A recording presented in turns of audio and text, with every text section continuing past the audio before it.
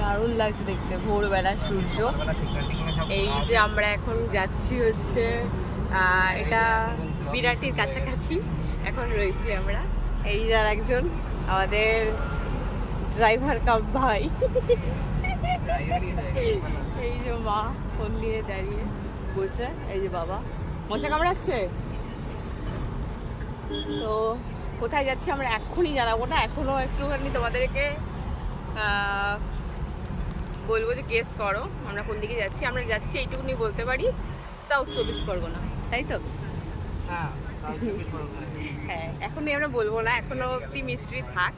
এই যে বিরাটি কালী মন্দির,